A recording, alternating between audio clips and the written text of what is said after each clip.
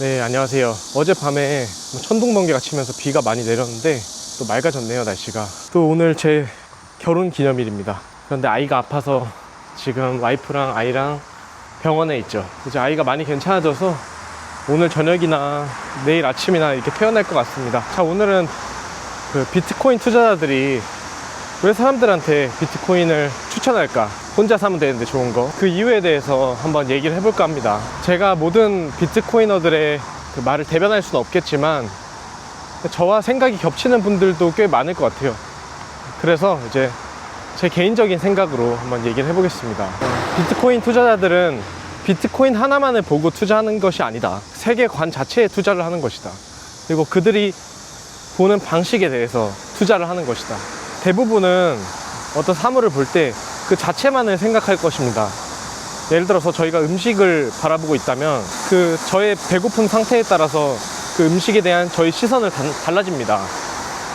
배가 고프면은 그게 생명처럼 보일 것이고, 배가 너무 부른 상태라면 그냥 뭐 음식이네 라고 하고 말 겁니다. 이런 시각이 되게 중요한 게, 대부분 투자자들은 사실 그냥 해당 종목에만, 자기가 벌 돈에만 이제 생각이 국한돼 있지 않습니까? 근데 이제 그런 생각을 좀 바꿀 필요가 있다, 제가 제안을 드리는 것이죠.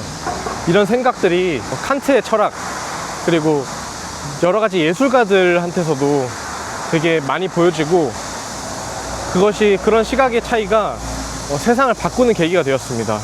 그 사물 자체만을 그린 것이 아니라 그 사물을 바라보는 자기의 시선, 자기의 세계관, 그 자체를 그림에 담으려고 노력을 했거든요. 그런 시각 자체가 혁신이 되고 뭔가 사회에 많은 가치들을 창출해 주었겠죠.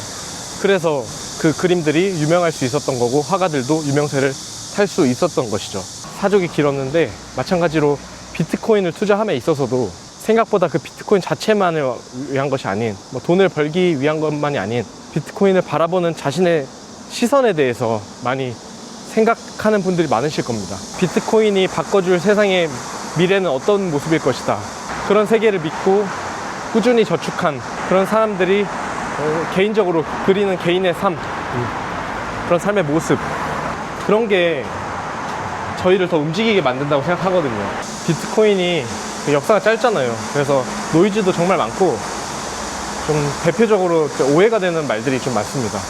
예를 들어서 변동성이 커서 좀 도박의 성격을 가지고 있다.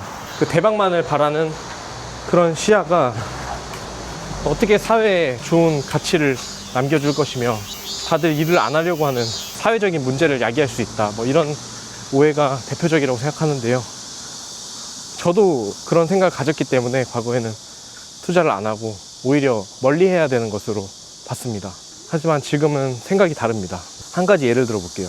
중국 전기차 시장 같은 경우는 중국이 자동차 굴기로 인해서 전기차 시장을 거의 어느 정도 장악을 했죠. 장기적으로 테슬라와 거의 동무대 수준으로 됐는데, 중국의 전기차 사업이 힘듭니다. 엄청 힘듭니다. 문제가 많습니다. 많은 분들이 중국 전기차 기업을 BYD, CATL 이 정도로 대부분 알고 계시겠지만, 업체만 해도 수십 개가 되고 지금 망하고 있는 회사가 한둘이 아닙니다. 중국에서 돈을 너무 많이 뿌려댔기 때문이에요. 그 전기차 시장 하나 독점해 보려고 시장을 완전히 망가뜨렸거든요. 전기차 사면 시민들한테 보조금 줘. 또 자국산 배터리나 또 부품들로 전기차 만들면 그 업체한테도 따로 이렇게 돈을 퍼줬단 말이에요. 그러면 당연히 미리 만들어 놓는 게 편하죠. 미리 만들어 놓으면 훨씬 싸게 생산해서 나중에 많이 팔아서 이윤을 남길 수 있으니까. 그 자본주의의 약점 중 하나인 그 과잉 생산을 하게 된단 말이에요.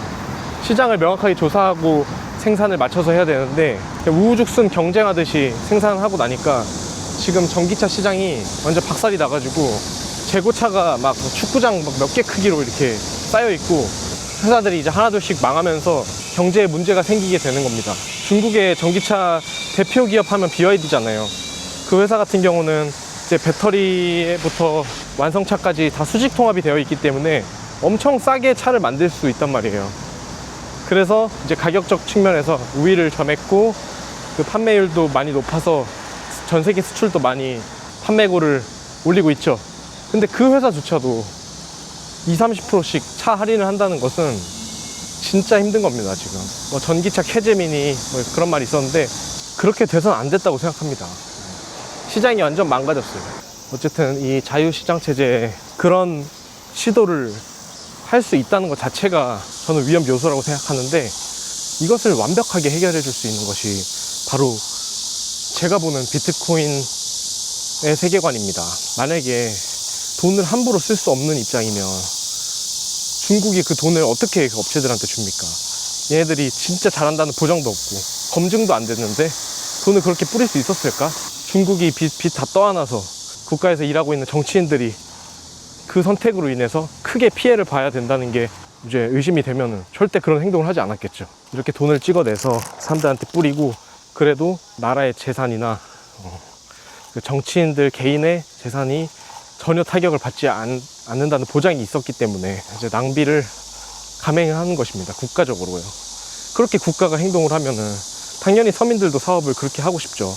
전기차 그 회사들이 차 일단 찍어내서 그 옆에 전기차 회사는 미친 듯이 이제 차를 찍어내가지고 물량 공세로 또 마케팅 공세로 이렇게 가치 없는 차를 막 팔아대서 돈을 막 버는데, 내가 어떻게 진짜 진실한 마음을 가지고 한 땀 한 땀 자동차 만들어서 판매할 수 있겠습니까? 이 개인에도 마찬가지입니다. 누군가가 아무런 가치를 남기지 않고 남의 돈을 빨아들이는 것 자체가 오염된 사상을 퍼뜨리는 그런 이유라고 생각합니다. 이렇게 거창하지 않더라도 이제 개인적으로도 그런 게 많거든요.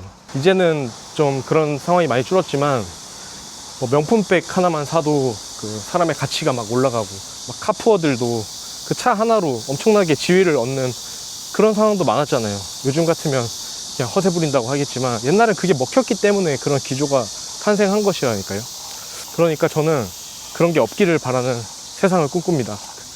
그게 제가 보고 있는 시야이고, 그로 인해서 제가 비트코인을 추구하게 됐고, 또 다른 분들도 좀 비슷한 생각을 가지고 있지 않나 저는 개인적으로 생각합니다.